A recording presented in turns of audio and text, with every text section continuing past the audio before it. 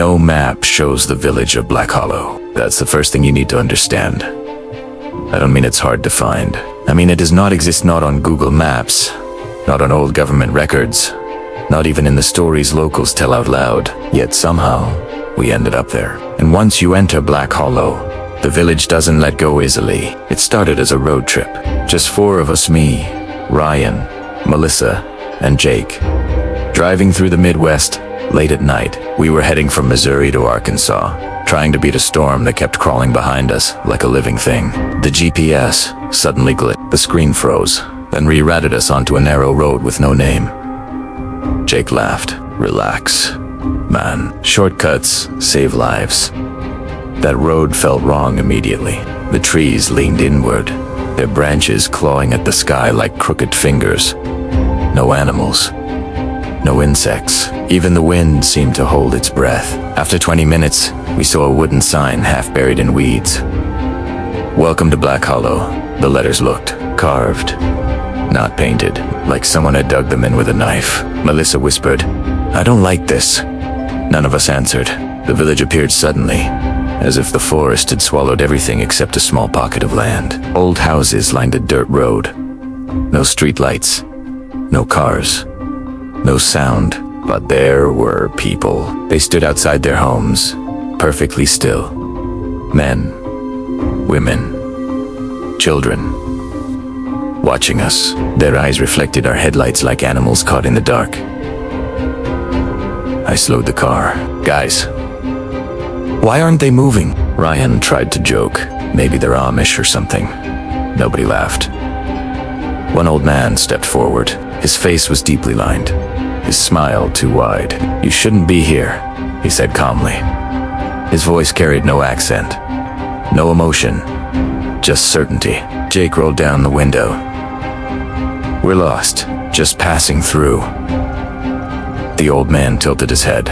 "No one passes through Black Hollow." That's when every house door slammed shut at the same time. Beolem. The sound echoed like a gunshot, and the lights in our car died. Total darkness. The engine stalled. My heart slammed against my ribs. "Start the car!" Melissa screamed. Jake turned the key again and again. Nothing. Then we heard it. Footsteps.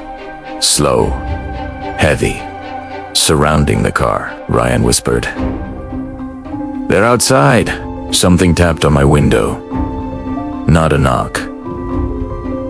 A scratch, like fingernails dragged across glass. I stared straight ahead, too scared to turn my head.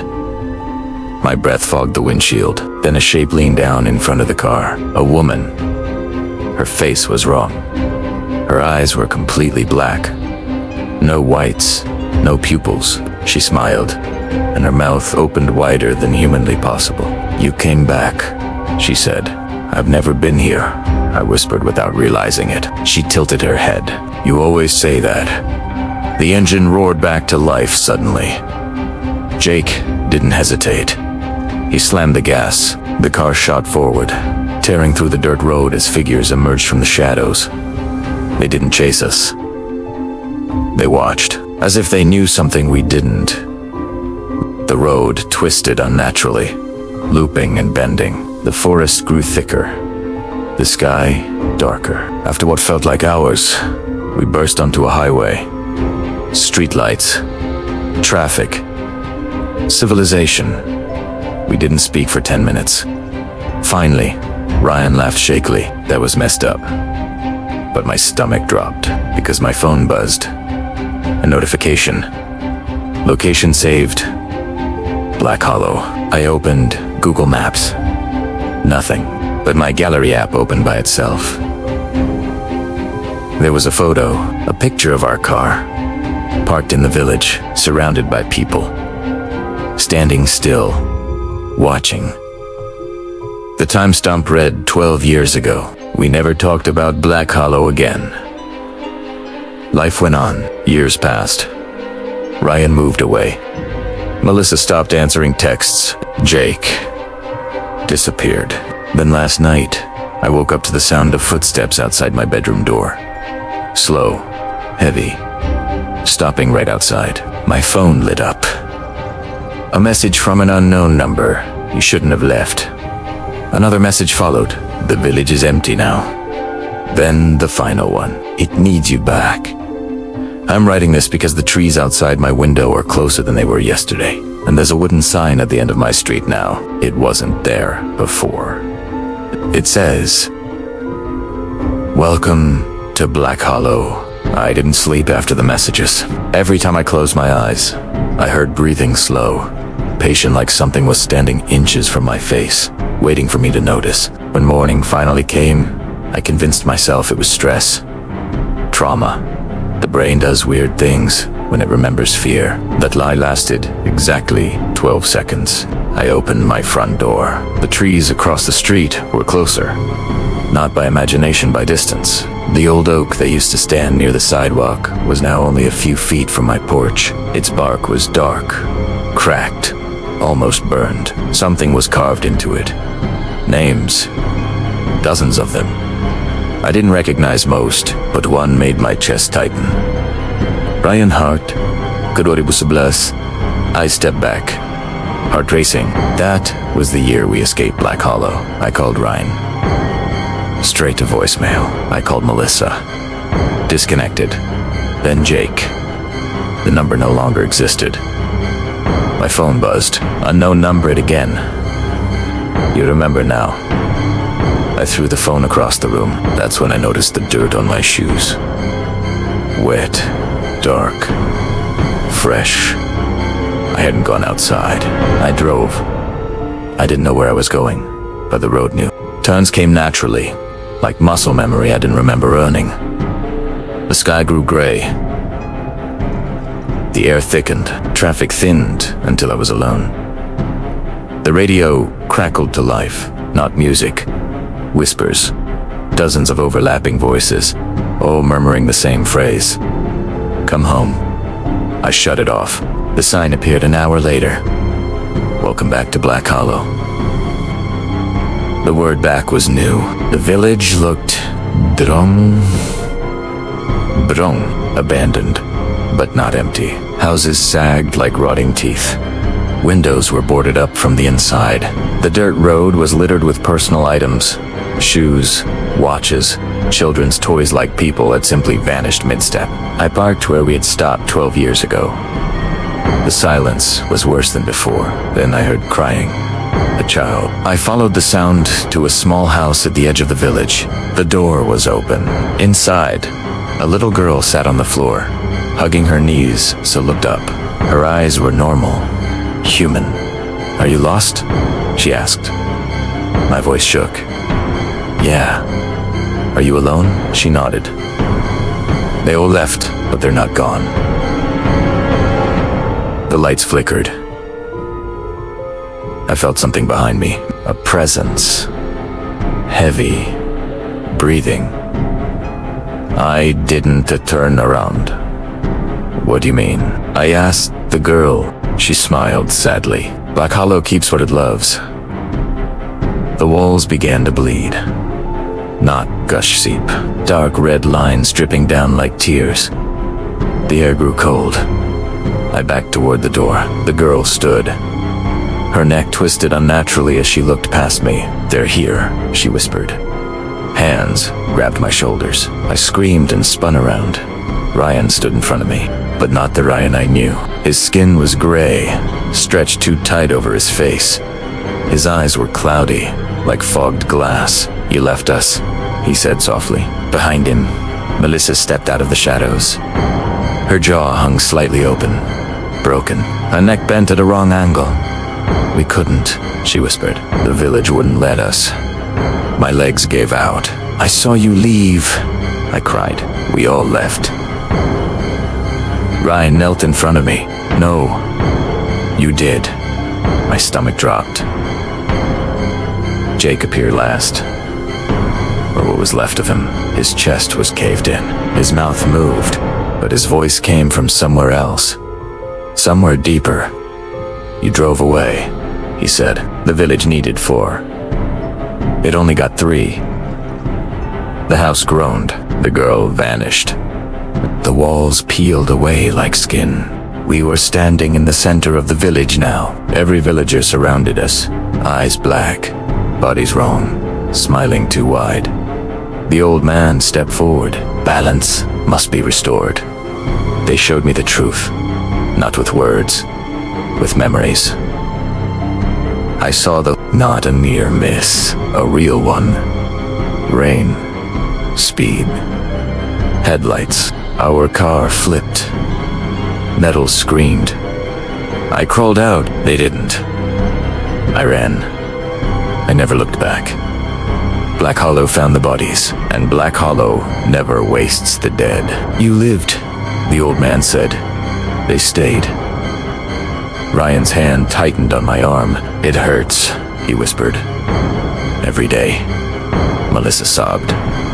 Jake smiled. You can fix this, he said. You just have to stay. The ground beneath me opened. Darkness yawned wide. The village leaned inward, waiting. I woke up in my car, on the highway. Morning sun. Traffic passing. For a moment, I believed it was over. Then I looked in the rearview mirror. Someone was sitting in the back seat, smiling. Ryan's voice whispered in my ear. Next time, don't wake up. I didn't tell anyone about Ryan in the back seat. I didn't scream. I didn't crash. I kept driving like nothing was wrong, because something inside me understood the rule now. If you acknowledge them, they stay. The moment I reached my apartment, the back seat was empty, but the smell wasn't. Wet. Rust. Old blood. Black Hollow had followed me home. The world began to rot. Quietly. People forgot things. Mid-sentence. Streetlights flickered out permanently. Houses on my block stood abandoned overnight. Furniture still inside. Meals half-eaten. The trees crept closer every day. Roots cracking sidewalks like bones breaking under skin. News stations called it urban decay. I called it hunger. My dreams weren't dreams anymore. There were memories that didn't belong to me, hundreds of them. I saw settlers carving the village out of the forest centuries ago. I saw them starving. I saw them praying. I saw something answer. Not a demon, not a god. A place. Black Hollow was never built. It was awakened, and it feeds on one thing only. Survivors. People who leave others behind. People who run. People who live when they shouldn't. That guilt, that echo, that never shuts up, that's the village calling. Ryan appeared again, 3 nights later. This time, he was standing at the foot of my bed. Fully formed, perfectly wrong. You're killing the world, he said calmly. I laughed hysterically. That's not on me. He tilted his head. You're the anchor. As long as you live out here, Black Hollow has to stretch to reach you. The walls pulsed. The apartment groaned like something breathing. Melissa stepped out of the darkness. Eyes still broken. It's starving. Jake crawled up from the floor, bones cracking into place. So, it's expanding. I finally understood. The village was they haunted me. It was orbiting me. You want me to go back? I said. Ryan nodded. You were supposed to stay 12 years ago. What happens if I don't? The ceiling split open. I saw it, not the village. The inside of it, an endless pit lined with doors, each one screaming softly. Faces pressed against the wood from the other side. Thousands of souls stacked like rot beneath a forest that never dies. Jake smiled wider than humanly possible. It comes to you. I ran. Cities collapsed behind me in slow motion. Entire neighborhoods emptied. People vanished in rooms with no exits. The forest appeared where highways should have been. Every map began to change. Every road bent inward. There is no running from something that lives in regret. At the edge of the forest, the sign waited. Not for this time. Bone. Welcome home. The villagers stood in silence as I walked through them. They weren't watching me anymore. They were relieved. The old man waited at the center. You took too long, he said. I won't stay, I replied. I'll burn this place down. He smiled gently. You already tried. The ground opened. I saw versions of myself, docents of Tim older, younger, screaming, begging, staying, failing. Every survivor eventually comes back, because Black Hollow doesn't chase bodies. It waits for conscience. Ryan stepped beside me. You can end it, he said. How? You don't stay, Melissa whispered. You don't leave. Jake placed a cold hand on my chest. You replace it. The truth crushed me. Black Hollow wasn't a village. It was a role, a wound in reality that needs someone to hold it closed. Someone who remembers, someone who can't forgive themselves. I stepped into the center. The forest screamed, the sky folded inward. I felt the village pour into me, every scream, every death, every door that never opens. I became the road that leads nowhere. The reason maps lie, the thing people feel when they know they shouldn't go somewhere but do anyway. The last thing I saw was Ryan smiling peacefully. Thank you, he said. If you're reading this, it means I'm failing, because Black Hollow should not be reachable. And yet, look outside. Are the trees closer than yesterday? Did a road feel wrong today? Did you survive something others didn't? Then listen carefully. The village doesn't need to come for you. One day, you'll go to it. And when you do, it will finally let me rest.